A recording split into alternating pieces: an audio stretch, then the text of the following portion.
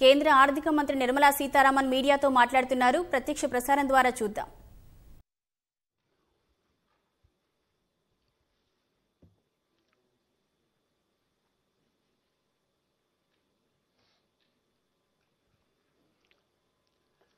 नमस्कार, आप लोगों का सभी का स्वागत है। संडे वाले दिन 11 बजे आप लोग आए, लेकिन इतना इम्पोर्टेंट ब्रीफिंग है कि हम लोगों के लिए 11 बजे को बदल जल्दी नहीं है, तो मैं अनुरोध करूंगा वित्त मंत्री जी से कि मैडम आज का ब्रीफिंग जो है वो शुरू कर दें।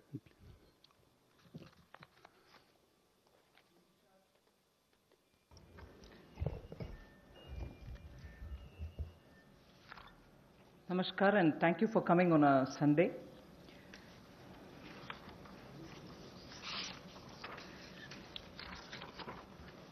Today marks the last of the tranches of announcement subsequent to Prime Minister's address to the nation. In fact, I'd like to start by quoting Prime Minister's some words of Prime Minister's speech that day, because what I'm planning to say today is very much pegged to that aspect of his speech. And I quote, "As a nation today, we stand at a very crucial juncture." He spoke in Hindi, and a version of it in English has been translated. I'm using that. As a nation, we stand at a very crucial juncture. Such a big disaster is a signal for India. It has brought a message and an opportunity, unquote. He also used the expression crisis and an opportunity. That again leads to me to refer to his expression that we need now to build an Atmanirbhar Bharat. So, laying the foundation for what I want to say today, a little again quote from the Prime Minister. Quote, "In order to prove the resolve of a self-reliant India, land, labor, liquidity and laws all have been emphasized in this package." So, a message from the pandemic, the challenges that it throws, the crisis and the challenge, and also looking at a self-reliant Bharat, an India which is going to be strong enough to meet the global challenges, but primarily looking at land, labor, liquidity and laws to bring that strength back to India and build a Atmanirbhar India. So, in the last 4 days of announcements, particularly the last 2 days, have had several reforms addressing the land, labor, liquidity and the laws. Today, we will be continuing in that series. PM also had said, "Jaan hai to jahan hai." Soon after announcing the lockdown, we had come with the PM Garib Kalyan package in order to immediately reach out to those who wanted food, who need food. We were not doing a favor to them, it was our duty. So we quickly went in to give next 3 months the requirement of grains as per the PDS, plus free grains also, because we didn't want them to scout for money to go and search for grains. Pulses were also given for 3 months in advance. And here, I would want to say a word in appreciation of the efforts that the Food Corporation of India, NAFED and the state governments all together put in, facing the logistics challenge that this posed, upfront giving all the grains and the pulses as promised, to everybody who needed it as per the cards in every nook and corner of the country. It was a logistic challenge. Although the FCI and the NAFED and the state governments are quite adept at doing it, but all at one go upfront was a major issue because huge quantities had to go. But notwithstanding the lockdown, I again want to say the FCI, the NAFED and the state governments all came into the picture, made sure that the quantity of grains were lifted and gave them the workers who couldn't travel back, who actually could procure the grains from their cards. But there were also workers who couldn't go back to their homes, who stayed in the camps, because PM had very clearly said early, in one of his early messages, stay where you are. And state governments ensured that they prepared meal, NGOs participated in this, charitable organizations also made sure that these workers who are not able to go back home are attended to. Many employers also kept their workers in their own premises and gave them food and place to be. The PM Garib Kalyan used the technology available and therefore was able to do direct benefit transfer of cash for the various categories. I just want to quote some of these numbers now before I begin today's issue because of the size of what is shown in these figures. The number of people to whom directly to their accounts money could reach because technology, direct benefit transfer technology, was in time adopted and implemented with such missionary zeal over the last 4 years. Otherwise, this wouldn't have been possible at all.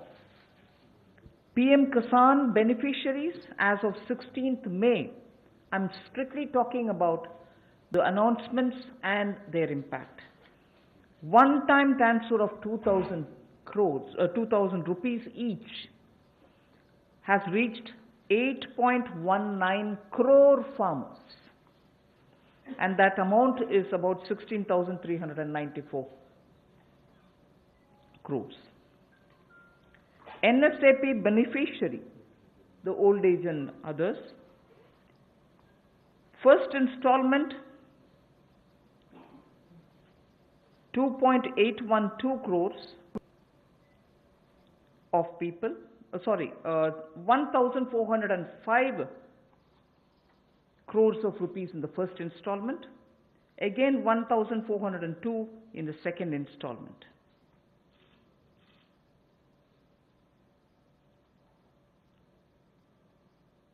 The target was to give away 3,000 crores and that's almost nearly achieved.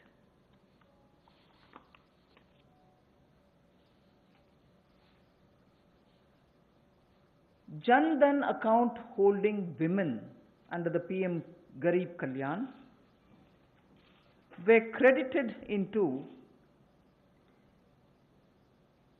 20 crore people's accounts.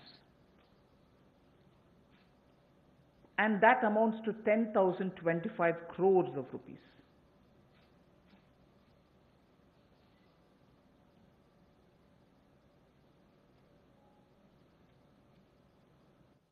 The building and construction workers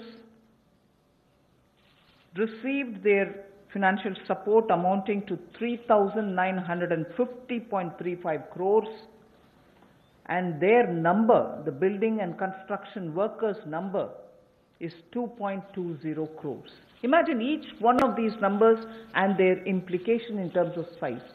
And all of them received the money directly into their accounts purely because DBT was possible. 6.81 Ujjwala Yojana cylinders have reached the beneficiaries, and they were free cylinders because we had promised up to 3 cylinders in those 3 months. To over 12 lakhs of EPFO members have benefited by the online withdrawal of non-refundable advance, and that amounts to 3,660 crores. So I can further go with the numbers, but just to highlight what the technology-driven DBT has given us at a time of emergency, a pandemic. And that is something which I want to draw your attention to. We immediately responded by giving food grains, cooking gas, cash where it was required, and immediately, that is. And most of them were front-loaded also.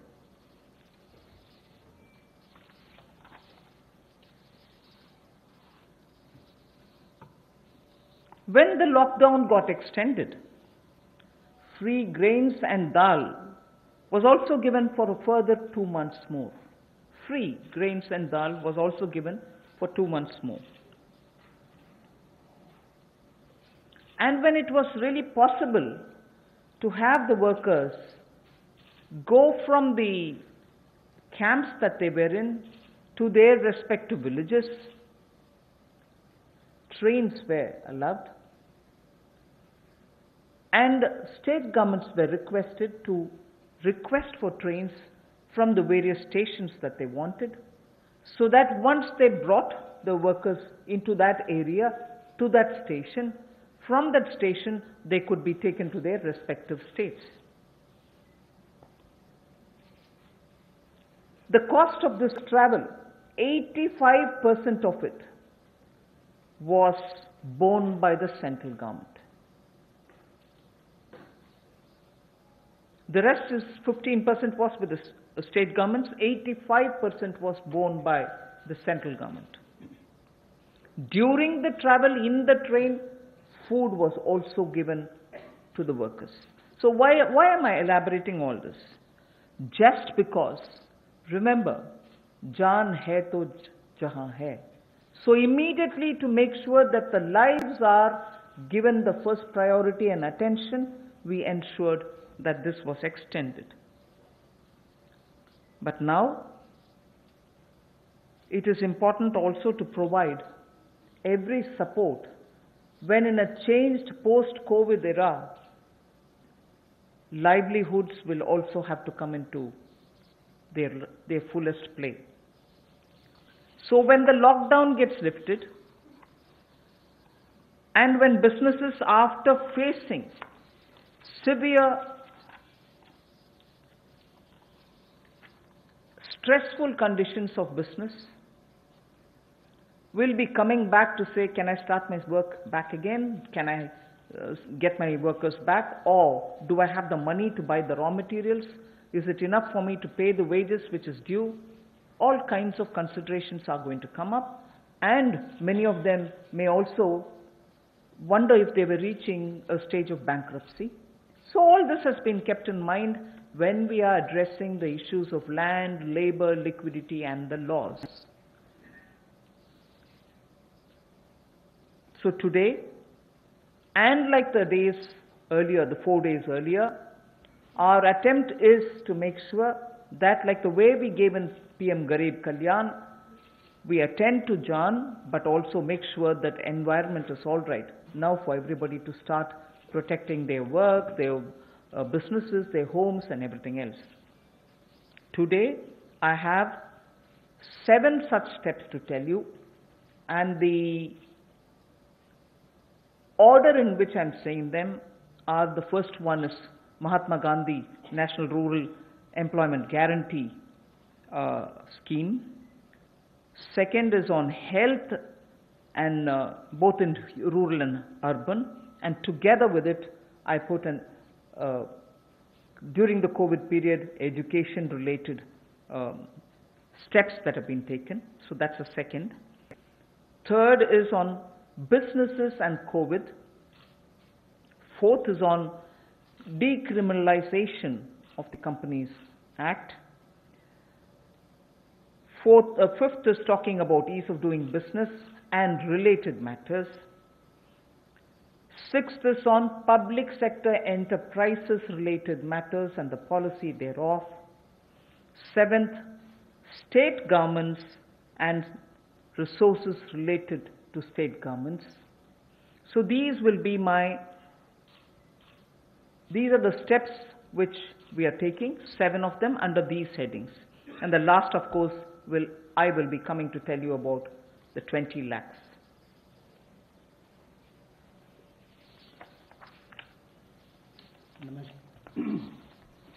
नमस्कार। आत्मनिर्भर भारत अभियान में माननीय प्रधानमंत्री जी ने हम सबके सामने बात रखी, देश के प्रति संबोधन किया। उसको देखते हुए हमने पिछले कुछ दिनों में वो कदम उठाए जो रचनात्मक और उपयोगी हों। We have taken steps which were constructive and productive, और योजनाबद्ध तरीके से हमने काम किया है।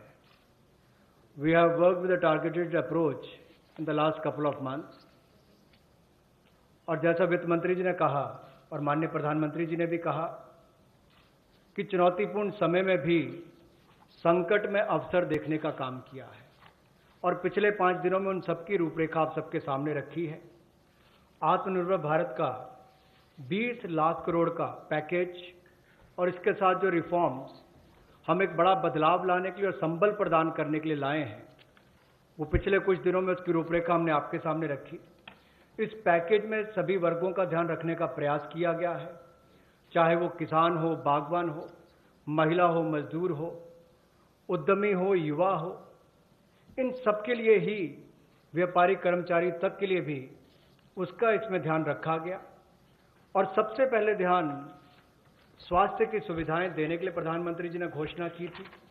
फिर प्रधानमंत्री गरीब कल्याण पैकेज को हम लेकर आए 1,70,000 करोड़ का, और उसमें भी अगर आप आज तक देखें तो सबसे पहले राशन देने का काम, अनाज देने का काम जो पूरे देश भर की राज्य की सरकारों और यूनियन टेरिटरीज के माध्यम से किया, तो 80 करोड़ लोगों को मुफ्त में 5 किलो गेहूं और चावल देने के लिए हमने इस योजना को लेकर आए, और इनके परिवारों को 1-1 किलो दाल देने का काम भी किया, और प्रति व्यक्ति 5-5 किलो गेहूं चावल। इसके अलावा गैस की कमी ना हो, ऐसे 6 करोड़ 81 लाख रसोई गैस के सिलेंडर, और इसमें 8,429 करोड़ रुपया इन बेनिफिशरीज के खाते में डायरेक्ट बेनिफिशरीज ट्रांसफर के माध्यम से किया गया है। किसानों के लिए पीएम किसान योजना के माध्यम से 8 करोड़ 19 लाख किसानों के खातों में 16,394 करोड़ रुपया ट्रांसफर कर दिया गया है। नेशनल सोशल असिस्टेंस प्रोग्राम जो वृद्ध, विधवा, अपंग के लिए किया जाता है, उसमें भी 2 करोड़ 81 लाख बेनिफिशरीज को 2,807 करोड़ रुपये अब तक ट्रांसफर कर दिया गया। कुल इसमें 3,000 करोड़ ट्रांसफर करना था। प्रधानमंत्री जनधन योजना खाते जो लगभग 20.5 करोड़ लोगों के हैं, महिलाओं के हैं, जिसमें शहरों में भी 2 करोड़ महिलाओं के खाते इसमें आते हैं, इसमें 40 करोड़ 54 लाख ट्रांसफर करके कुल 20,267 करोड़ रुपया ट्रांसफर कर दिया गया है। और building and construction fund 2 crore 20 lakh beneficiaries को 3,950 करोड़ रुपया ट्रांसफर कर दिया। अब प्रवासी मजदूर अपने घरों में वापस कैसे जाएं? रोज की 300 गाड़ियां हमने रेलगाड़ी उपलब्ध करवाई हैं। जिस राज्य ने जितनी मांग की उसको उतनी उपलब्ध करवाई जा रही है। और इसमें जो मजदूर वापस गए उसमें 85% पैसा केंद्र सरकार ने खर्च किया ताकि मजदूरों पर कोई बोझ ना आए। रास्ते में खाना दिया। मोदी जी ने जहां एक और राशन देने का काम किया 80 करोड़ लोगों को, वहीं पर रेल की सुविधा भी 85 करोड़ पैसा केंद्र की सरकार ने किया। अब जो 8 करोड़ प्रवासी मजदूर हैं उनके लिए भी 35 करोड़ रुपए की योजना अलग से लाए कि उनके लिए भी राशन की कमी कहीं ना हो। तो गैस सिलेंडर भी दिया है। ये अपने आप में दिखाता है हमने कहीं कमी नहीं रखी। और ऐसे 12 लाख लोगों ने ईपीएफओ में से अपने 3,360 करोड़ रुपया पिछले 2 महीनों में निकालने का काम किया। ये सब कदम उस दिशा में है ताकि संकट की घड़ी में भारत के किसी व्यक्ति को कोई मुश्किल ना आए। हो सकता है कहीं थोड़ी बहुत कमियां रही हों, लेकिन प्रयासों में कोई कमी आगे भी नहीं छोड़ी जाएगी। अगर एमएसपी खरीद पर देखा जाए तो 74,300 करोड़ रुपया उस पर भी खर्च किया गया था। और जो 4.25 लाख करोड़ के ऋण किसानों ने लिए थे उसमें भी 3 महीने का मॉरेटोरियम अलग से दिया गया। 86,000 करोड़ रुपए के ऋण किसानों को पिछले 2 महीनों में दिए गए ताकि उनको फसल के समय कोई दिक्कत ना आए, और राज्यों को भी पैसा हजारों करोड़ रुपये उपलब्ध कराया ताकि खरीद हो सके। ज़्यादा इस पर लंबी बात ना करता हुआ आज हम आपके सामने कुछ रिफॉर्म्स लाए हैं जिससे अर्थव्यवस्था को और बल मिलेगा, और इसकी जानकारी माननीय वित्त मंत्री जी आपके सामने रखेंगे। So before I start on today's reforms and enabling measures, I would like to show what we have done in the last 2 months, particularly as regards containment of coronavirus, and also the way in which at that time businesses don't get affected by the compliance burden, and also make sure that children, school-going children, do have some technological support in conducting their classes, in having their classes conducted. So if we can start off with the slides. The health-related steps that have been taken are shown in this slide. 15,000 crores was declared by the Prime Minister as released, and from that 4,113 crores have been released to the states. Essential items of 3,750 crores were bought. Testing labs and kits were also brought in. Insurance cover, which is the most important thing there, insurance cover of 50 lakhs per person for health professionals under Pradhan Mantri Garib Kalyan Yojana was announced. Also making sure that telemedicine comes into play. There was a rollout of e-Sanjeevani, which is a teleconsultation service, and capacity building exercises have also been taken up through virtual learning modules. Then protection of health care workers required an amendment in the Epidemic Diseases Act, which is a fairly an old act, but amendments have been made. And one thing which the Prime Minister mentioned during his speech, which is worth recollecting, that this challenge gave us an opportunity to prove to the world that we can ramp up production of protection equipments. Today, we have more than 300 domestic manufacturers of PPE, and early when this whole epidemic came into existence and all of us really got ourselves to take preventive steps, there were not even one producer of PPE. Already we have supplied about 51 lakhs of PPEs, 87 lakhs of N95 masks, and also 11.08 crores of hydroxychloroquine tablets. So that is as regards the health related matters.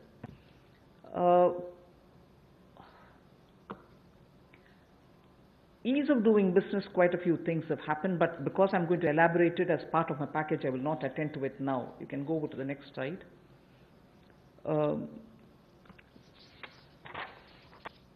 This also is something which we've been doing during the COVID time, just to make sure that activities are initiated as regards ease of doing business. I'll again come back to it when I'm getting in to talk about the package. The next slide. This is important because during the COVID, compliance burden was going to be a matter of concern, and people had said, even if we had violated one or two, or because we couldn't attend to office, or because my necessary staffs were not coming who were doing my compliance job, will action be taken against us. So today we have been joined by Secretary Corporate Affairs also. Timely action was taken to reduce the compliance burden under various provisions of the Companies Act. As well as that, companies could conduct, this is a very important technological advantage which we have used, like the DBT.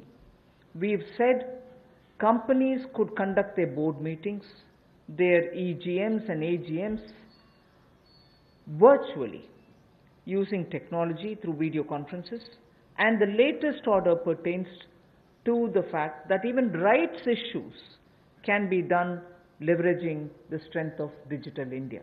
This is a major step forward in corporate governance. So this is something which, because of the pandemic, the Corporate Affairs Ministry has been very proactive to engage with the companies and understand how best the problems could be sorted out. So that was a measure taken in such a context. Other than that, of course, 44% recovery has been achieved during that time since 2016 inception of IBC. The other details I can give you a bit later, but I think during the COVID, we made sure that industries don't suffer. The third one about what we've done during the first 2 months during the COVID crisis is a bit of using technology for education. Online education has been taken up in a big way. Schools are now using a lot of technology, but Swayam Prabha, which is a direct telecast mode that they have, direct to home channels have been used. 3 channels are already earmarked for school education. Now another 12 channels are to be added to this. I am sure in schools in the rural areas also this will be of great help, where schools can bring in technology to children, because irrespective of rural or urban, children love technology and they adapt very quickly to it. So the education, HRD, the education department, the human resource department has made the best of this time to provide curriculum through technologically active media. So provision has been made for telecast of live interactive sessions so that teachers and students can watch what is going on, and these channels bring in experts from home through Skype. Also they have tied up with private DTH operators like Tata Sky and Airtel to air educational video content. And this of course enhances the learning interest of children. So the states of India are coordinating to share airtime. 4 hours is given every day. States of India are also using it, and Swayam Prabha channels therefore will be telecasting education related contents. 200 new textbooks are being added to e-Pathshala. पिछले कुछ महीनों में विशेष तौर पर जो पहली कदम माननीय प्रधानमंत्री जी ने कोविड-19 को लेकर उठाया था, वो देश के लोगों के स्वास्थ्य की चिंता को करते हुए 15,000 करोड़ की घोषणा की थी, जिसमें से 4,113 करोड़ रुपया राज्यों को रिलीज कर दिया गया है, दे दिया गया है। आवश्यक वस्तुओं पर 3,750 करोड़ रुपया दिया गया, खर्च किया गया। टेस्टिंग लैब और किट्स के लिए 550 करोड़ रुपया, और जो हमारे कोविड-19 के वॉरियर्स हैं, जो हमारे हेल्थ वर्कर्स हैं, उनको 50 लाख रुपए का बीमे की व्यवस्था माननीय प्रधानमंत्री जी ने की। और यही नहीं, डिजिटल इंडिया को आगे बढ़ाते हुए आईटी का उपयोग करते हुए ई संजीवनी टेली कंसल्टेशन सर्विसेज का हमने इसकी शुरुआत की, और कैपेसिटी बिल्डिंग की, चाहे वो वर्चुअल लर्निंग मॉड्यूल्स की बात हो और आरोग्य सेतु ऐप, तो करोड़ों लोगों ने देश भर में इसको डाउनलोड किया, और यूपीआई भीम की तरह एक ये भी बहुत सफल प्रयोग देश में रहा है, जिससे लोगों को लाभ मिल रहा है। और हम ट्रेस कर पा रहे हैं कि कोई व्यक्ति अगर कोरोना से संक्रमित है तो उसका भी आप कर सकते हैं, लोग सेल्फ असेसमेंट भी इसके माध्यम से कर सकते हैं। हमारे हेल्थ वर्कर्स के ऊपर हमला होता था, कोई लड़ाई झगड़े होते थे, उनको सुरक्षा प्रदान करने के लिए डॉक्टर हो, नर्स हो, पैरामेडिकल स्टाफ हो, इसके लिए भी हमने एपिडेमिक डिसीजेज एक्ट में उसमें बदलाव किया। और इसके अलावा जो हम कहते हैं कि संकट में अवसर देखने की बात, तो एक बड़ा उदाहरण यहां पर नजर आता है कि जहां भारत में एक भी पीपीई किट बनाने की कंपनी नहीं थी, आज 300 से ज्यादा यूनिट हैं, 3 लाख से ज्यादा पीपीई किट्स एक दिन में बनाई जाती हैं, और N95 मास्क भी लाखों के संख्या में आज भारत में प्रतिदिन बनाए जाते हैं। ये एक बड़ा बदलाव है। और HCQ टेबलेट्स भी लगभग 11 करोड़ का उसका उत्पादन किया गया। ये अपने आप में उस दिशा में कदम है। इसके अलावा जो हमने कंप्लायंस बर्डन में कमी शुरुआत में की थी, वो भी शुरुआत में एक कदम था, क्योंकि 31 मार्च नजदीक आ रही थी, बहुत सारा दबाव कंपनियों पर रहता है। तो रिलेटेड पार्टी ट्रांजैक्शन के जो प्रोविजन है उसका युक्तिकरण किया गया, और कंप्लायंस बर्डन को कम करने के लिए इस कोविड-19 के समय बहुत सारे प्रावधान कंपनीज एक्ट 2013 में उसके अंतर्गत ये प्रावधान किया गया कि जो बोर्ड मीटिंग्स हैं, ईजीएम्स हैं, एजीएम्स हैं, उनको आप टेक्नोलॉजी के माध्यम से कर सकते हैं। आपको व्यक्तिगत रूप से वहां पर उपस्थित नहीं रहना पड़ेगा। और एक बड़ा बात यह कि राइट्स इशू जो है, अब उसकी लिस्टिंग भी डिजिटल इंडिया की लीवरेज करते हुए हम इसको ऑनलाइन कर सकते हैं। ये भी एक बहुत बड़ा कदम है। पीएम केयर्स का जो फंड क्रिएट किया है उसको भी सीएसआर में उसको हमने रिकॉग्नाइज किया है। जिस तरह से सरफेसी एक्ट और डीआरटी में पहले रिकवरी के प्रयास किए जाते थे, इंसॉल्वेंसी बैंक्रप्सी कोड में 2016 के आने के बाद इसमें दुगने से ज्यादा रिकवरी हुई है। 221 केसों में 44% रिकवरी इसमें हुई है। एडमिटेड क्लेम्स जो है वो लगभग 4,13,000 करोड़ के हैं और जो वसूली योग्य रकम है वो लगभग 1,84,000 करोड़ है। और जो 13,556 केसेस हैं उसमें लगभग 5 लाख करोड़ रुपया एडमिशन से पहले ही जो ऐसी उसकी अमाउंट थी उससे पहले विड्रॉ इतने केसेस को कर लिया गया। ये भी एक बहुत बड़ी बात उस दिशा में है। शिक्षा के क्षेत्र में टेक्नोलॉजी का उपयोग कैसे हो, अब एक मीडिया में भी चर्चा थी, सोशल मीडिया में भी, कि गरीब के बच्चे तक कोविड-19 के समय शिक्षा की व्यवस्था कैसे पहुंचाई जाए। ये चुनौतीपूर्ण समय है, लेकिन हमारे एचआरडी मंत्रालय ने इसको बड़ी जिम्मेदारी और गंभीरता के साथ लिया और प्रधानमंत्री जी के निर्देश पर अगर कुल मिलाकर देखा जाए, जैसे स्वयं प्रभा डीटीएच चैनल पहले चलते थे, आज भी चलते हैं, वो मदद और सहयोग करने के लिए उसके माध्यम से इन लोगों तक पहुंचा जाएगा जहां पर इंटरनेट की सुविधा नहीं है। और इसके लिए 3 चैनल्स को चिन्हित कर लिया गया है शिक्षा प्रदान कराने के लिए और 12 और नए चैनल्स को इसमें जोड़ दिया जाएगा। यही नहीं, लाइव इंटरैक्टिव सेशंस इसका टेलीकास्ट भी हो सके, इसका प्रावधान भी एक्सपर्ट्स के माध्यम से किया गया ताकि स्काइप के माध्यम से आप इसका कर सकें। प्राइवेट डीटीएच ऑपरेटर्स तक भी हम पहुंचे हैं ताकि टाटा स्काई, एयरटेल और ऐसे जो बाकी प्लेटफॉर्म्स हैं उसके माध्यम से भी हम अपनी पहुंच बढ़ाकर देश के करोड़ों लोगों तक पहुंच सकें और शिक्षा को उन तक पहुंचा सकें। हमने राज्यों से भी अनुरोध किया है कि आप 4 घंटे का हमें ऐसा कंटेंट एजुकेशन का दें ताकि हम स्वयं प्रभा चैनल पर उनको दिखा सकें।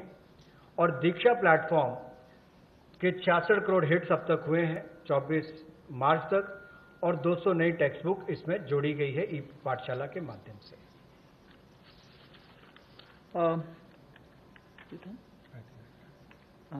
We move to the first of the 7.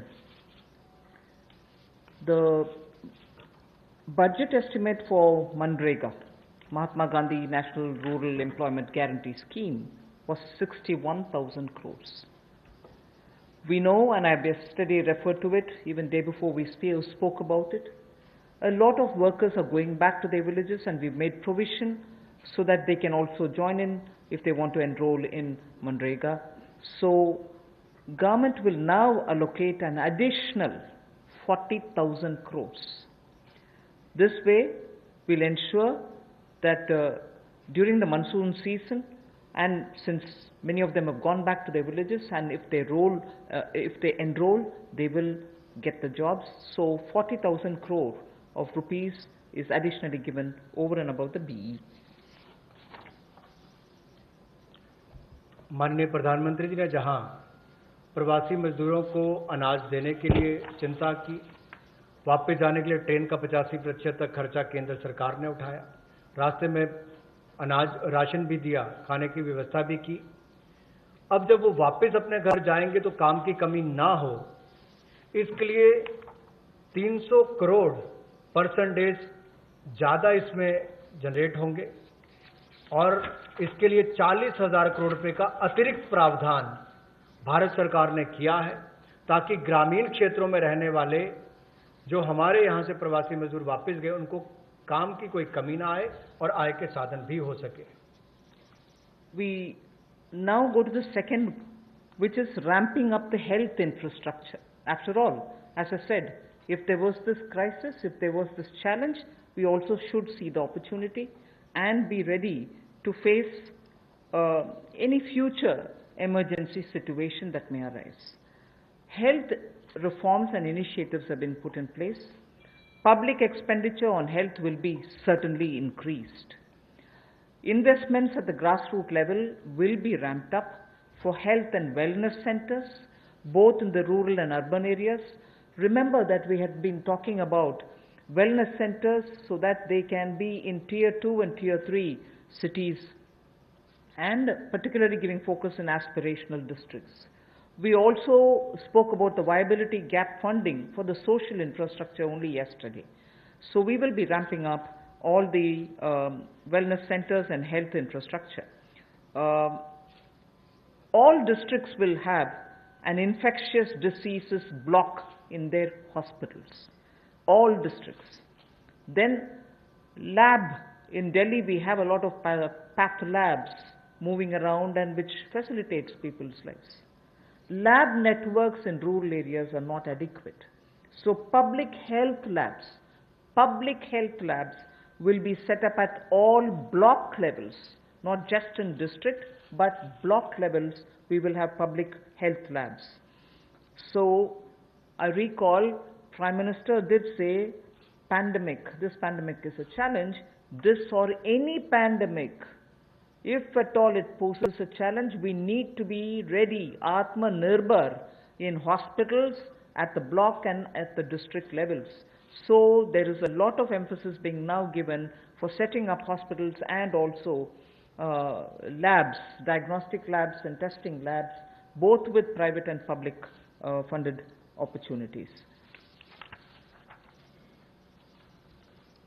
स्वास्थ्य के क्षेत्र में हम जो नए रिफॉर्म्स या इनिशिएटिव्स लेने वाले हैं, उसमें ये भी प्रयास है कि ग्रामीण स्तर पर, जमीनी स्तर पर हम ऐसी सुविधाएं उपलब्ध कराएं, ऐसा आधारभूत ढांचा स्वास्थ्य के क्षेत्र में बनाएं जो आपको स्वास्थ्य की सुविधा तो दे, लेकिन महामारी वाली परिस्थिति में भी वो लड़ने की क्षमता रखता हो। उसमें उस तरह की सुविधाएं आने वाले समय में बने। इसके लिए सरकारी व्यय को स्वास्थ्य के क्षेत्र में बढ़ाया जाएगा और स्वास्थ्य संस्थानों के लिए जो जमीनी स्तर पर है उसमें और हेल्थ और वेलनेस सेंटर को ग्रामीण और शहरी क्षेत्रों में और सेमी अर्बन जो अर्ध शहरी क्षेत्र है उसमें भी बढ़ावा दिया जाएगा। सभी जिला स्तर के अस्पताल जो हैं उसमें भी इन्फेक्शियस डिसीजेस के लिए, ताकि भविष्य की महामारी से लड़ने की क्षमता उनकी बने, उसके लिए कदम उठाए जाएंगे। जो लैब नेटवर्क है उसको भी और मजबूत किया जाएगा और एकीकृत पब्लिक हेल्थ लैब्स सभी जिलों में और ब्लॉक लेवल्स पर यानी कि खंड स्तर पर इनको बनाया जाएगा ताकि आने वाले समय में महामारी से लड़ सकें। और शोध को वृद्धि देने के लिए, रिसर्च को वृद्धि देने के लिए national institutional platform for one health, ये ICMR के माध्यम से होगा और नेशनल डिजिटल हेल्थ मिशन इसका पूरा ब्लूप्रिंट तैयार करेगी। Along with health, as my second point, Manrega was the first, now this one is the second, health and education. The next slide shows you what efforts have been made as a result of learning from the pandemic experience. PM eVidya program for multimode access to digital online education will be launched immediately, and this will consist of Diksha, which gives a one nation, one digital platform facility, and this is for school education. One earmarked TV channel for each class from class 1 to 12. One earmarked TV channel per class, one channel will also be part of this. Then there will be extensive use of radio, community radio and podcasts. So technology in a big way into education. Extensive use will be made of radio also. Special e-content for visually and hearing impaired children. This is going to be one of the very big step forward, and I personally feel very touched by the HRD's attempt to ensure that Divyang children also get equal access to good quality education. So special e-content for visually and hearing impaired children, and the top 100 universities will be permitted and will be automatically allowed to start online courses, will be automatically allowed to start online courses by 30th May 2020. I remember speaking about this particular aspect during the budget also. Then of course, one very important thing, there are two other points, but I will just briefly refer to Mano Darpan. I think this is a great initiative, considering that during this lockdown period also, many students required support, psychological support, because lockdown was new to them. There was this fear, don't go anywhere, don't touch anybody, don't speak to anybody, don't take anything from anybody else. Children were definitely stressed because of this, and an initiative for psychological support of students, teachers and families, the larger thing being for mental health and emotional well-being, is being launched immediately. There are other two things, but for want of time, I would rather briefly touch this and get to the next.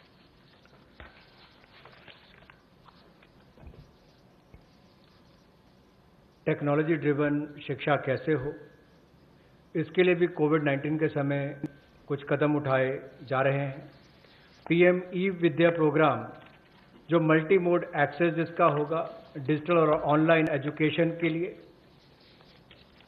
इसको भी जल्द इसकी शुरुआत की जाएगी, जिसमें दीक्षा ये हमारे स्कूल एजुकेशन के लिए राज्यों और यूनियन टेरिटरीज में ई कंटेंट और क्यूआर कोडेड ये जो टेक्स्ट बुक्स है सभी ग्रेड्स के लिए उपलब्ध कराएगा। One nation one digital platform इसका नाम है। और यही नहीं, एक चिन्हित चैनल भी होगा प्रति क्लास के लिए, यानी कि प्रति क्लास के लिए चिन्हित चैनल होगा। So one class one channel, ये भी हम पहली से 12वीं कक्षा के लिए करेंगे। सो ये दो नए program, one nation one digital platform, ये ई एजुकेशन के लिए, ई कंटेंट के लिए, और TV channels one class one channel ये लॉन्च किए जाएंगे। रेडियो का, कम्युनिटी रेडियो का और पॉडकास्ट का भी सदुपयोग किया जाएगा। और यही नहीं, जो हमारे दिव्यांग हैं, नेत्रहीन हैं या सुनने की क्षमता नहीं है, उनके लिए भी विशेष ई कंटेंट तैयार किया जाएगा ताकि उनको भी इस समय कोई कमी ना आए। जो 100 विश्वविद्यालय टॉप 100 यूनिवर्सिटीज हैं, उनको भी अनुमति दी गई है ताकि वो ऑनलाइन ऑटोमेटिकली अपने कोर्सेज की शुरुआत कर सकें। आज के समय आपने देखा होगा अधिकतर बच्चों का समय टीवी के सामने या अपने स्मार्टफोन्स के सामने निकल रहा है, चाहे वो पढ़ने के लिए है या बाकी सबके लिए। गतिविधियां कम हुई है, घर से बाहर जाना कम हुआ है। तो साइकोलॉजिकल सपोर्ट के लिए, स्टूडेंट्स के लिए, टीचर्स के लिए, परिवारों के लिए, मेंटल हेल्थ के लिए मनोदर्पण प्रोग्राम को भी चलाया जाएगा और उनकी वेलबींग का ध्यान रखा जाएगा। इसको जल्द शुरुआत करने जा रहे हैं। We move to the third of the 7 steps that we're talking about. This is about IBC related matters, where many businesses have got severely affected, particularly during this lockdown and also the COVID pandemic. Debts related to COVID shall be excluded from default under the IBC. This is a change which we are going to make, that any debt which is incurred or indebted situation that comes up for companies because of coronavirus, they shall not be included in the category of default. Then no fresh insolvency procedures or proceedings will be initiated up to 1 year. At the moment, I think the MCA has extended it to 6 months. We intend extending it even by another 6 months, because after all, when the lockdown gets lifted immediately, you're not sure how much of business will get restored. So no fresh insolvency proceedings will be initiated up to 1 year. For MSMEs, which is again an important step, for MSMEs, a special insolvency framework. A special insolvency framework will be notified under Section 240A of the IBC. One other thing which will benefit the MSMEs is the minimum threshold to initiate insolvency proceedings is now raised to 1 crore from 1 lakh, which will therefore insulate the MSMEs. This is a major step forward, and in all probability we'll be going through an ordinance. Am I right, Secretary? An ordinance to achieve this goal immediately. Of course, we'll go back to the Parliament once the Parliament commences to have it passed as an act. जैसे हमने MSME यानी कि मध्यम सूक्ष्म लघु उद्योग की परिभाषा को बदलकर उनको जो जंजीरों में जकड़े हुए थे उससे मुक्ति दिलाई ताकि उनका विस्तार और विकास हो सके, उनकी क्षमता बढ़ सके। अब उनके ऊपर दिवालियापन की कार्रवाई ना हो, उसको स्थगित करने के लिए भी न्यूनतम सीमा जो है वो 1 लाख से बढ़ाकर 1 करोड़ कर दी गई है। इसका विशेष लाभ एमएसएमई सेक्टर को मिलेगा, जो मध्यम सूक्ष्म लघु कुटीर उद्योग हैं। और यही नहीं, विशेष दिवालियापन रेजोल्यूशन फ्रेमवर्क को जल्द आईबीसी कोड के अनुभाग 240A में के अंतर्गत सूचित कर दिया जाएगा। और कोविड-19 की सिचुएशन को देखते हुए जैसे जैसे परिस्थितियां आगे बढ़ेंगी, कितने समय के लिए इसको निलंबित करना है, 1 वर्ष की समय सीमा इसमें दी गई है ताकि कोई नई कार्रवाई दिवालियापन की यानी कि इंसॉल्वेंसी की कोई नई कार्रवाई इस पर शुरू ना हो सके, तो उसमें भी 1 वर्ष का समय दिया गया है। और नई इंसॉल्वेंसी की कार्रवाई शुरू ना हो, इसके लिए भी कोविड-19 से जुड़े हुए जो बाकी बात हैं, चाहे उससे कर्ज हैं बाकी हैं, उसको लेकर भी केंद्र सरकार को उसके लिए एम्पावर किया गया है, उसकी परिभाषा को लेते हुए। The next is related matter, but related specifically to the Companies Acts and the related defaults. That's the next slide. Just prior to the lockdown, we had announced that we shall extend all the compliance deadlines. This form has to be filled up by this deadline. You have to do this compliance by so-and-so deadline. All of them were extended, and so that procedural defaults don't take place. Technical or procedural defaults was one thing which people were afraid of if we hadn't extended the compliance date. So now what we are trying to do is decriminalize most of the sections in Companies Act where you have violations which are technical and procedural nature. So we want to decriminalize all of them. Then compoundable offenses where there are, they can now be tried under internal adjudicating mechanism, and this way, one, it becomes simpler, it can be sorted out at the local, the local internal adjudicating mechanism route rather than go to the courts. This will help us decongest the courts. The declogging is absolutely important for the criminal courts and for the NCLT. So amendments will now enable us to achieve all this. An ordinance again will have to be brought in for this. 7 compoundable offences altogether will be dropped, and 5 will be dealt with under alternative framework. There was a thing introduced in the Parliament, but then we didn't even have the time to take it up. But this has 1 or 2 other additional features with which we will now come up with an ordinance so that immediately it can benefit companies.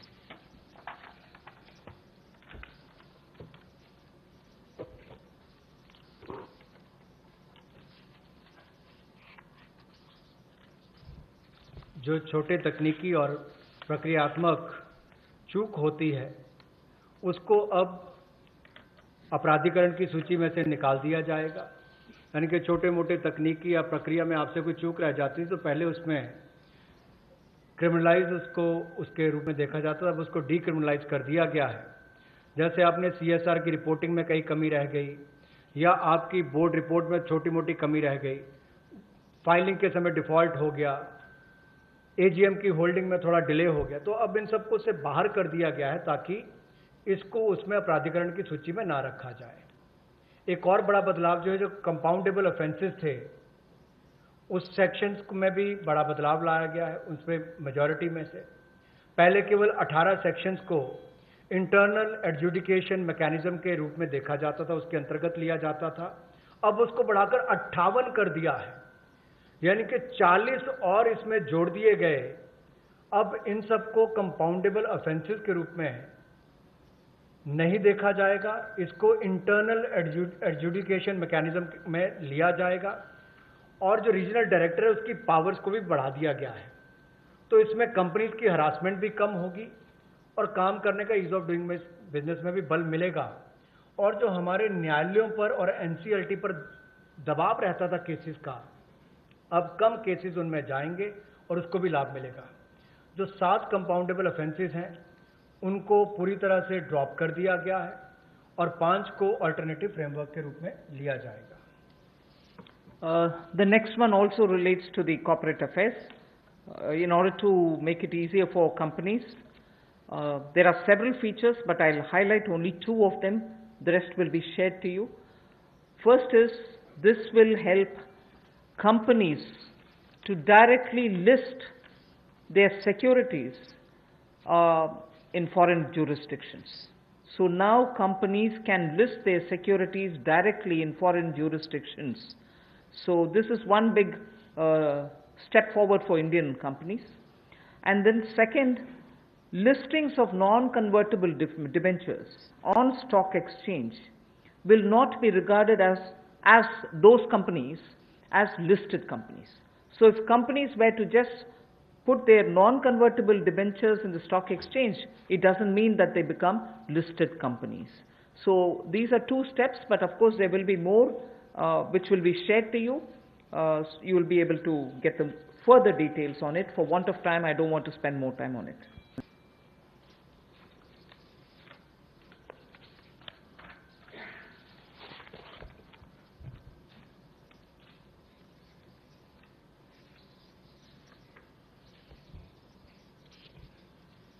निजी कंपनियों को जो non convertible debentures को stock exchange पर रखती हैं,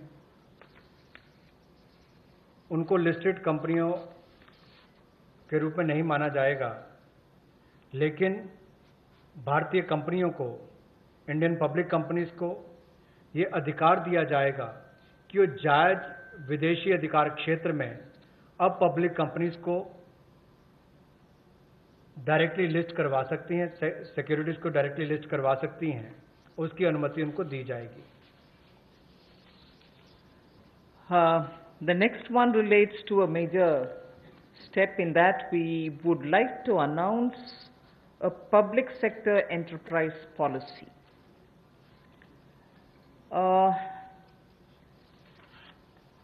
An Atmanirbhar Bharat needs a coherent policy. All sectors will be open to private sectors also. Public sector enterprises will continue to play an important role in defined areas. We need a coherent policy because sometimes you opened up some sectors in piecemeal. This sector is open but not that. That sector has always been with public sector, it shall be with public sector. It's never available for others. So, we are coming up with a coherent policy wherein private sector will be allowed to participate in every sector available, but of course public sector will continue, and they will continue to play a very critical role. And public sector, when I say public sector, I mean public sector enterprises. Public sector enterprises will continue to play a very important role, and we shall now define the areas in which their presence will be impactfully felt. So the Government of India will announce a new policy which will broadly categorize strategic sectors and the others. And the strategic sectors in which the PSE, public sector enterprises, will be present will be notified. in those notified sectors where PSV, public sector enterprises will be present,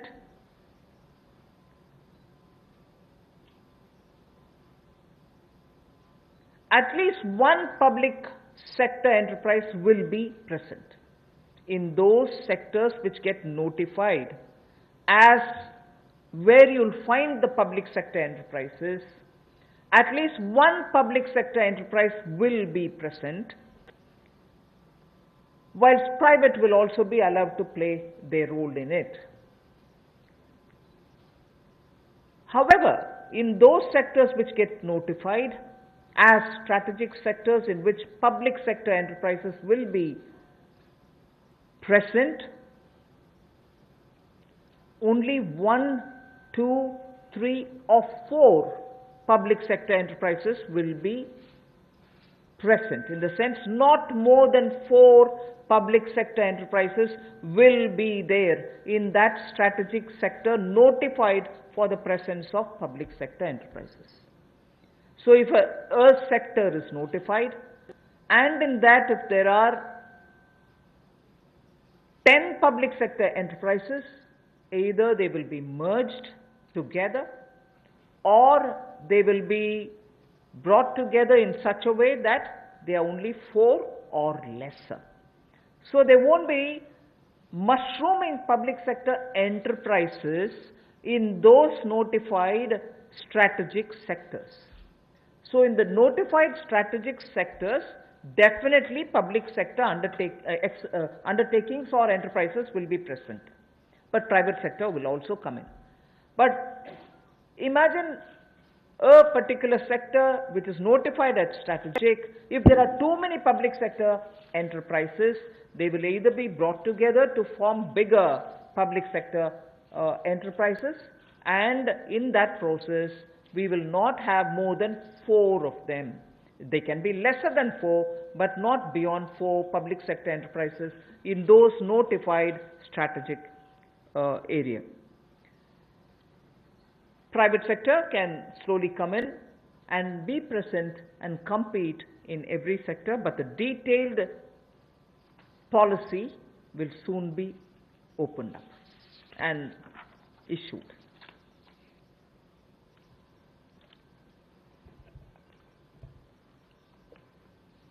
Bharat और दुनिया में पिछले कुछ दशकों में बड़े बदलाव आए हैं, इसलिए पब्लिक सेक्टर एंटरप्राइजेस को लेकर भी एक नई नीति की आवश्यकता है, जिससे हम ये तय कर पाएं कि एक लिस्ट हो जहां पर स्ट्रैटेजिक सेक्टर्स हमारे जो हैं उनको तय किया जाए, ताकि जो हमारे सरकारी उपक्रम हैं उनके बारे में क्या क्या निर्णय किए जा सकते हैं। ये जो लिस्ट स्ट्रैटेजिक सेक्टर्स की बनेगी, इसको पब्लिक इंटरेस्ट को यानी कि जनहित को, राष्ट्रहित को और राष्ट्रीय सुरक्षा को ध्यान में रखते हुए बनाया जाएगा, और इससे बाहर जो कंपनियां रह जाएंगी उनको प्राइवेटाइज करने के अवसर दिए जाएंगे, जहां पर प्राइवेट प्लेयर्स आकर आ सकते हैं। चाहे इनके मर्जर्स की बात हो, विलयीकरण की बात हो, वो भी किया जा सकता है, इनकी कैपेसिटी बिल्डिंग के लिए भी। और पीएससीज को प्राइवेटाइज करने के लिए समय पर, जब उचित समय होगा, बाजार को देखकर कि कब इसका निजीकरण करना चाहिए, मार्केट के हालात और प्रशासनिक साध्यता को देखकर जनहित में वो भी लिया जाएगा। और ये जो लिस्ट है पीएससीज की, इसको तैयार किया जाएगा, लेकिन स्ट्रैटेजिक सेक्टर्स में कम से कम एक ये पब्लिक सेक्टर एंटरप्राइज सार्वजनिक उपक्रम बना रहे, इसके लिए हम लगातार नीति में रहेगा, और बाकी प्राइवेट सेक्टर भी उसमें आकर काम कर सकते हैं, इसकी अनुमति उनको होगी। तो कुल मिलाकर जब विलय कर, जैसे हमने बैंकों को 4 को 1 कर दिया, तो उनका जो वेस्टफुल एक्सपेंडिचर है वो भी कम होता है। 4 दफ्तरों के बजाय 1 दफ्तर में चलेंगे, 4 सीईओज की बजाय 1 चाहिए होगा। उसी तरह से उनके खर्चे कम करके उनको मुनाफा भी आता है और लोगों को भी सुविधाएं ज़्यादा मिलती हैं। तो इनको चाहे प्राइवेटाइज करने की बात हो, मर्जर करने की बात हो, या किसी होल्डिंग कंपनी के अंतर्गत लाने की बात हो, ये सारी रिफॉर्म्स उस दिशा में की जाएंगी ताकि हमारे सार्वजनिक उपक्रम अच्छा कर सकें। स्ट्रेटेजिक सेक्टर में कम से कम एक सार्वजनिक उपक्रम रहेगा, प्राइवेट प्लेयर्स आ सकते हैं, लेकिन जो बाकी हैं उसके बाहर उनका निजीकरण करने की अनुमति होगी। I move to the last of the steps today before we go to talking about other matters. Supporting state governments. The support which is already extended to the state governments in the recent past in the context of the COVID lockdown. We completely recognize that, like the center, states are also facing a sharp decline in their revenues. Despite all this, we have consistently extended the support which is needed to be extended to the states, particularly because they are at the front end of fighting the COVID pandemic. Taxation devolution, if everything had been normal, as per the budget estimates, what had to be devolved to the states, we have devolved. 46,038 crores was devolved in April, which is based on the calculation provided in the budget, based on the BE, and that devolution happened as though everything is normal, as was presented in the budget. But of course, after budget, things did change because of the pandemic. But 46,038 crores has been devolved based on the budgetary estimates. Next, revenue deficit grants to the states, 12,390 crores, was given on time. We have not, because our revenues or, there are difficulties, we have not held back. And it's our duty. I'm not saying we have done a favor. It's our duty. We have given it.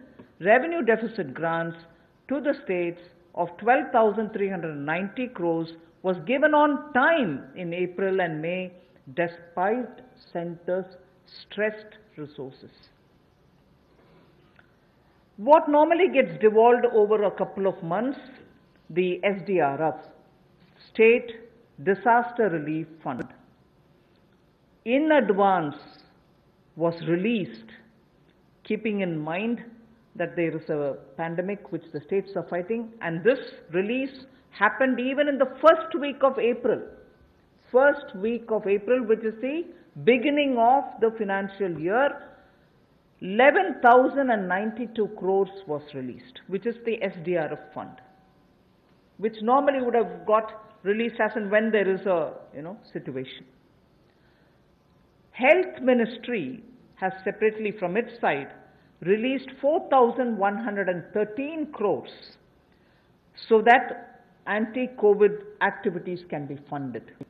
So that's also happened. And on center's request, and I say this way because together with the secretaries, we had a video conference with the RBI, and during that RBI video conference, we had requested the RBI, which of course is their business and their terrain, but we did request, and I'm grateful that the governor and his team of officers had very readily agreed the ways and means advance limits to states has increased by 60%. Oh, increased to? By 60%. So RBI, I'm happy to say, RBI in a very timely step has increased ways and means advance limits for the states by 60%. RBI also increased the number of days states can be in continuous overdraft position from 14 days, which is normal, to 21 days. So the continuous overdraft they can remain now, not just for a fortnight, but 3 weeks. Also the number of days, the overdraft facility that they can have, number of days that a state can be in an overdraft situation in a quarter has been raised from 32 to 50 days. So nearly more than half the time, even if you're in overdraft position, Reserve Bank is okay with it. So these things had happened, and I wanted to say this is the support which we've already because we understand states are the ones who are fighting at the forefront in containing COVID. We have not in any way hesitated to do what we are expected to do, although even we are under stress. We move to the next. Continuing with the supporting state governments.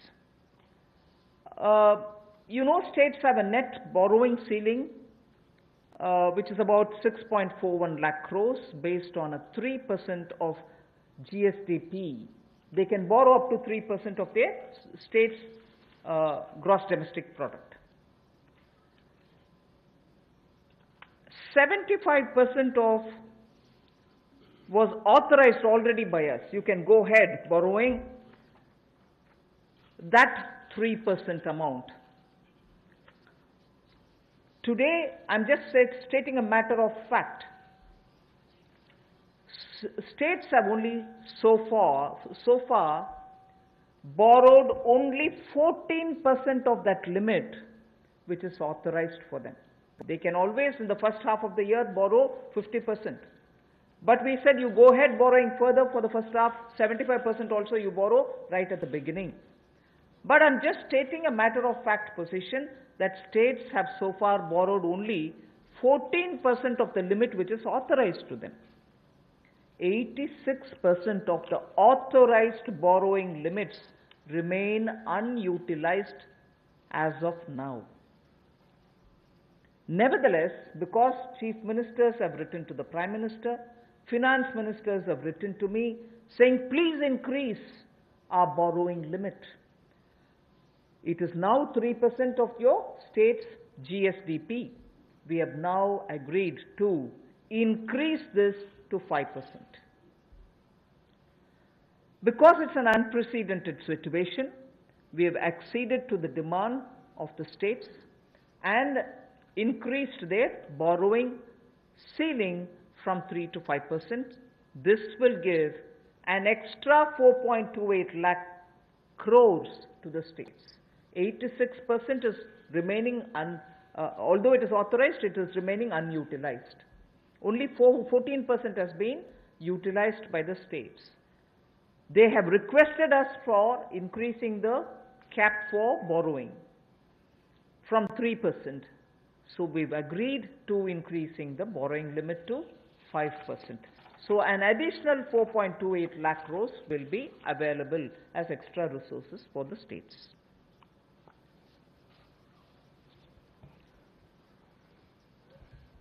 हाल ही में राज्य और केंद्र की आय में भी भारी कमी आई है और जब इस महामारी के समय में दोनों को ही बहुत आवश्यकता है तो इस समय में केंद्र ने लगातार खुले दिल के साथ राज्यों की मदद करने का काम किया है, जो हमारी जिम्मेदारी है।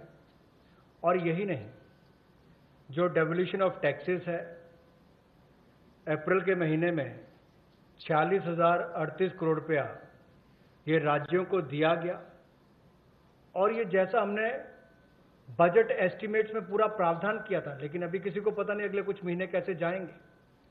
हमने उसी को ध्यान में रखते हुए 46,038 करोड़ रुपया ये डेवोल्यूशन ऑफ टैक्सेस के रूप में राज्यों को दिया है। हालांकि हमारे अपनी उसमें डिक्लाइन हुई है, उसमें चलते हुए भी जो रेवेन्यू डेफिसिट ग्रांट है ये भी 12,390 करोड़ रुपया अप्रैल के महीने में और मई के महीने में दिया गया। हमारी अपनी आर्थिक संकट थे उसके बावजूद दिए गए हैं। और स्टेट डिजास्टर रिस्पांस फंड ये भी अप्रैल के पहले हफ्ते में 11,092 करोड़ रुपया राज्यों को दिया गया। 4,113 करोड़ रुपया हेल्थ मिनिस्ट्री के माध्यम से डायरेक्ट एंटी कोविड एक्टिविटीज के लिए दिया गया। और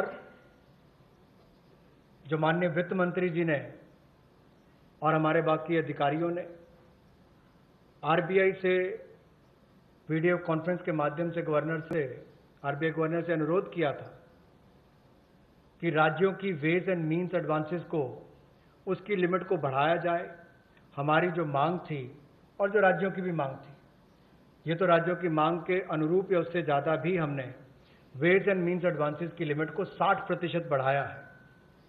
और जो नंबर ऑफ डेज कि कितने दिन तक लगातार राज्य ओवरड्राफ्ट रख सकते हैं, उस सीमा को भी 14 दिन की बजाय 21 दिन किया गया। और एक तिमाही में कुल कितने दिन आप ओवरड्राफ्ट रख सकते हैं, उसको भी 32 दिन से बढ़ाकर 50 दिन किया गया है। एक तिमाही में 50 दिन तक ओवरड्राफ्ट अब राज्य रख सकते हैं। उस दिशा में भी ये केंद्र ने जो अनुरोध आरबीआई से किया था वो सब उन्होंने किया है, इसके लिए हम उनका शुक्रिया भी अदा करते हैं।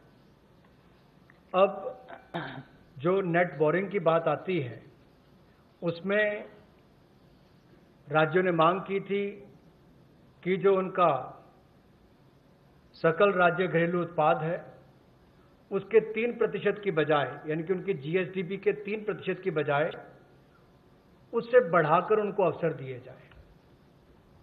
तो इसमें भी माननीय वित्त मंत्री जी और प्रधानमंत्री जी ने जो राज्यों की बोरिंग की सीलिंग है उसको बढ़ाया है और इसको 3% से बढ़ाकर विशेष बढ़ोतरी की है। 3% से बढ़ाकर 5% किया है, जो लगभग 70% की वृद्धि है।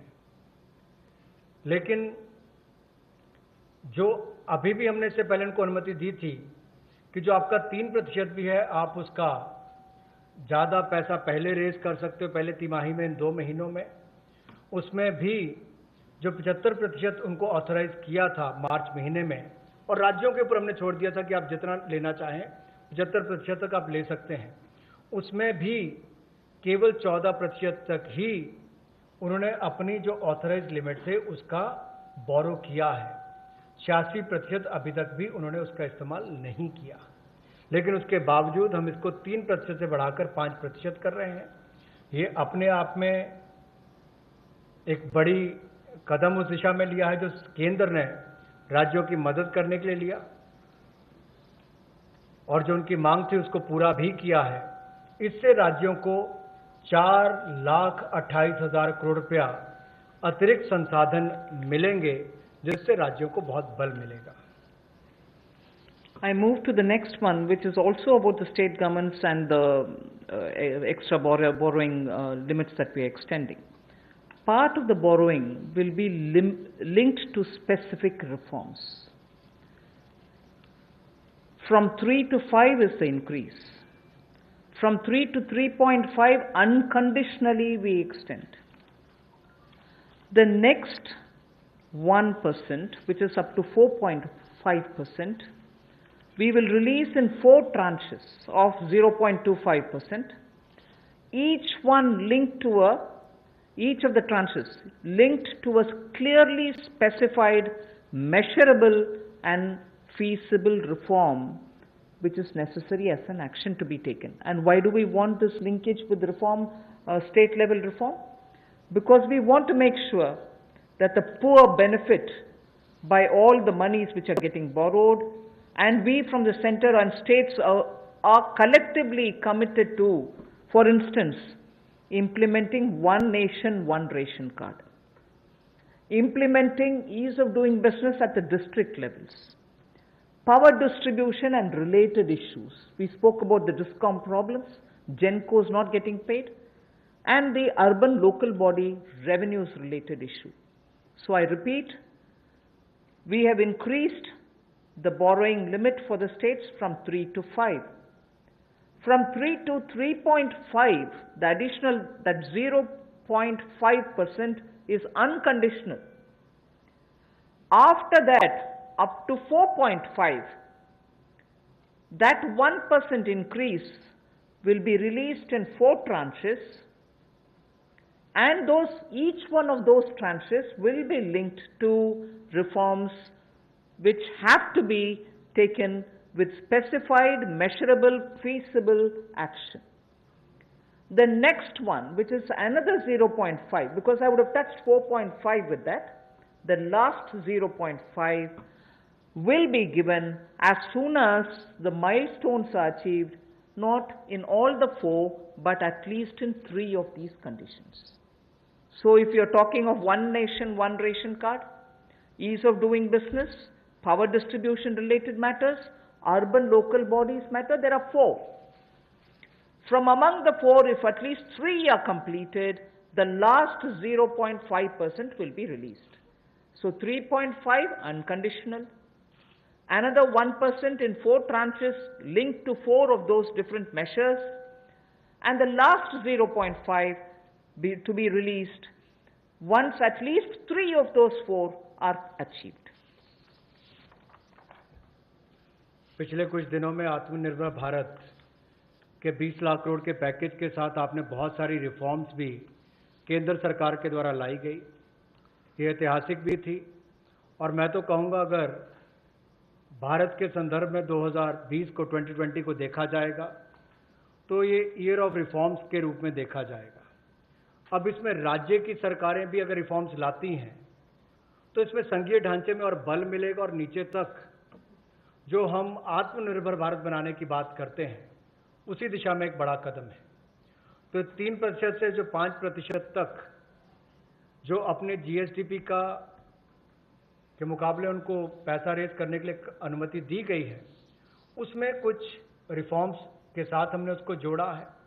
4 क्षेत्रों के लिए जोड़ा है, जिसमें 1 नेशन 1 राशन कार्ड हो, जिससे सबसे बड़ा लाभ प्रवासी मजदूरों को मिलेगा, गरीब लोगों को मिलेगा।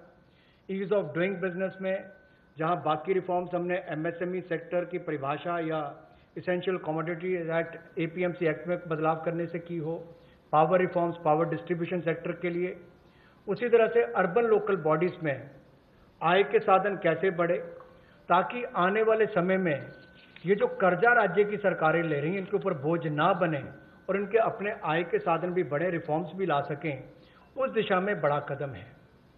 जैसा केंद्र सरकार ने रिफॉर्म्स लेकर आए, मेरा मानना है इन रिफॉर्म से भारत में रोजगार, स्वरोजगार, कारोबार और आविष्कार के बहुत सारे अवसर बनेंगे, नए अवसर उत्पन्न होंगे। इसी तरह से राज्यों के लिए भी इस तरह के रिफॉर्म्स को साथ में जोड़कर देखा गया, जिससे राज्यों में भी रिफॉर्म्स आए। तो इसमें जो पहला 0.5% है, यानी कि आधा प्रतिशत है, वो अनकंडीशनल है, उसके लिए कोई कंडीशन नहीं है।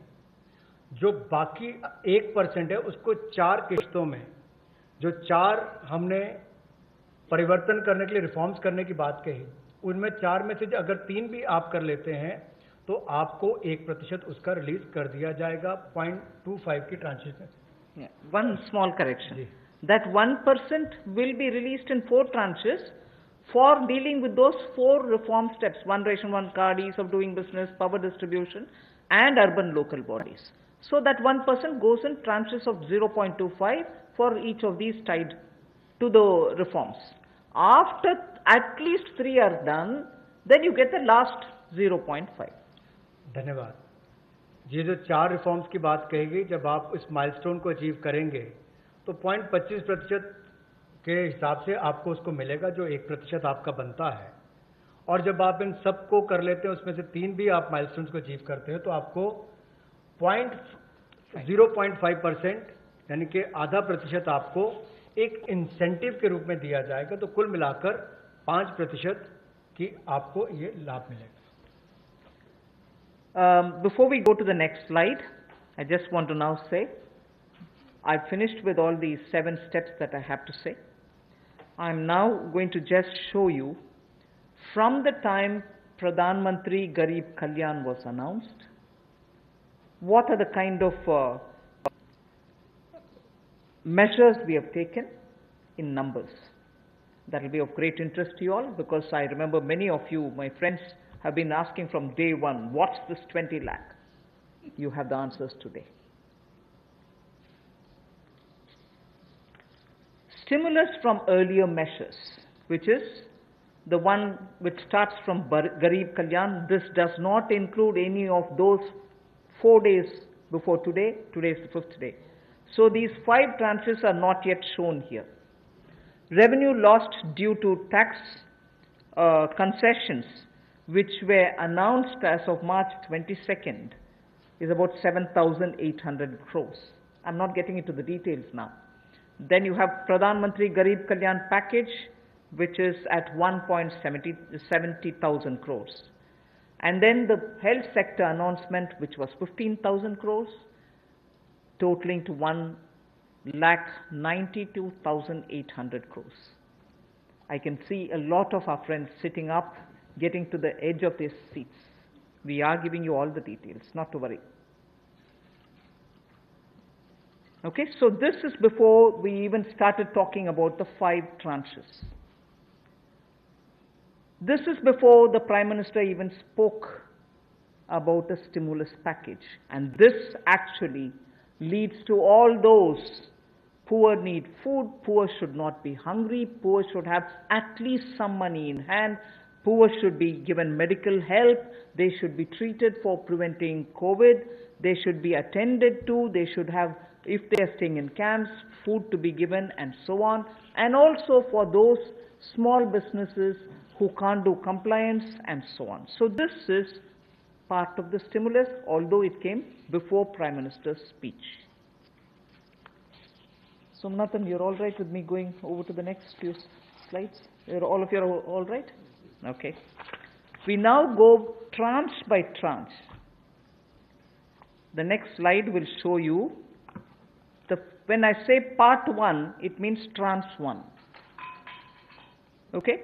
Emergency working capital facility for businesses, including the MSMEs, 3 lakh crores, where we are giving 100% guarantee.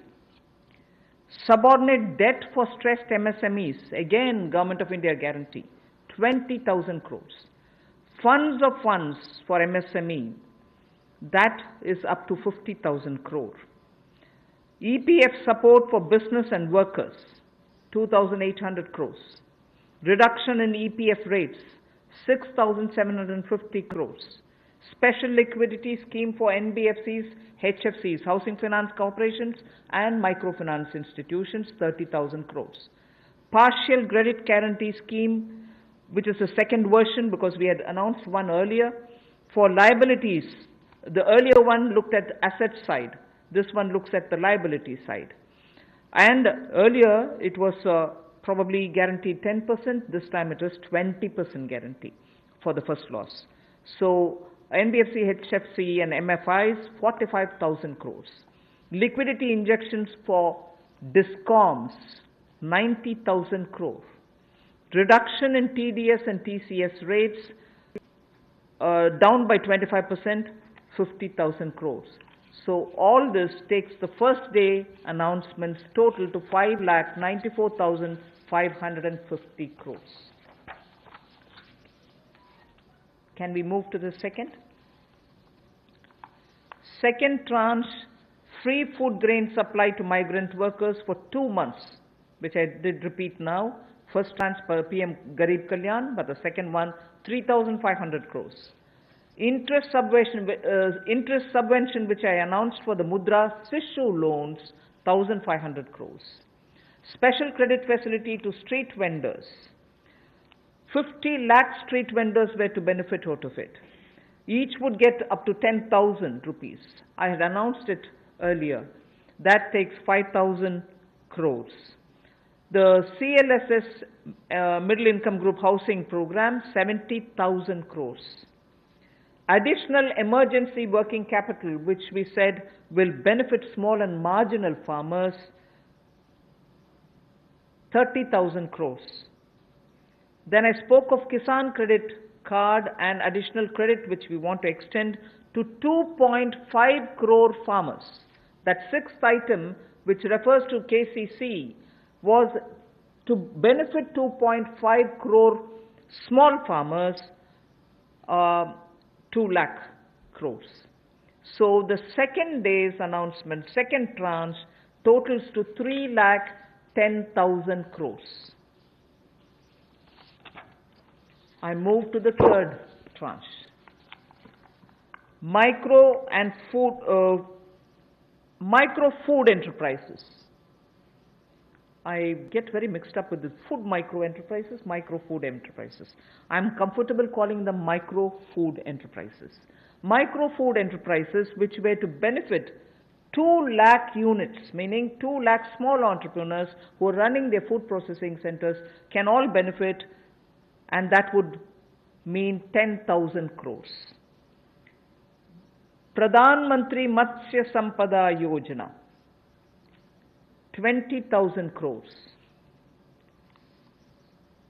Top to total, if you remember, tomatoes, onions, and potatoes had quite a lot of assistance rent under Operation Green. We said this is being extended to the next 6 months, and now that will be extended to all others. That is why total.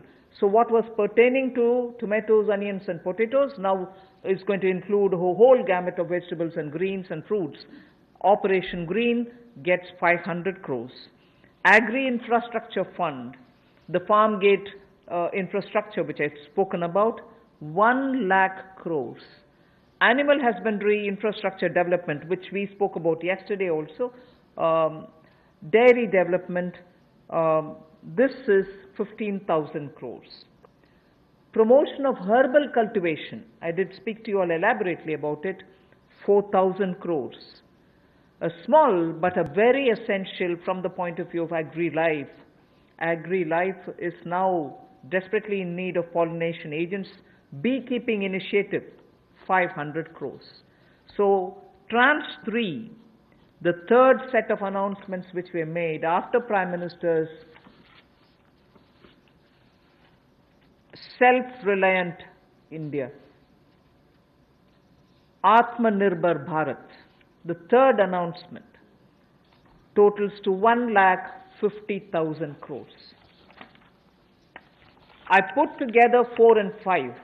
The fourth tranche and the fifth tranche are going to be shown together. The viability gap funding for social infrastructure, 8,100 crores. The additional Manrega, which I have announced today, 40,000 crores over and above the BE allocated 61,000 crores. So 40,000 crores for additional Manrega totals for 48,100 crores. So now can we go to the total of all the 5 plus the one earlier announcement put together? 20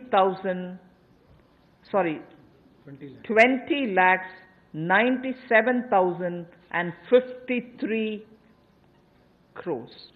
20 lakhs and 97,053 crores, of which the categories are clearly available. Part 1 means Tranche 1, Part 2 is Tranche 2, Tranche 3, Tranche 4 and 5 put together.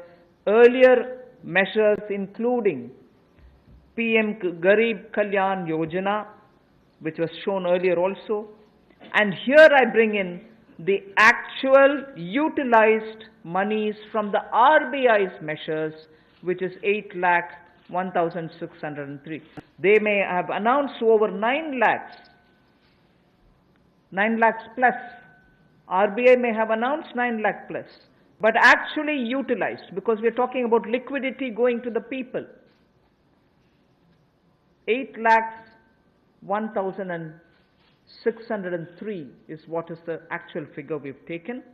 So the total, as Pradhan Mantri ji had announced, is 20 lakhs for the stimulus. I have finished. Thank you.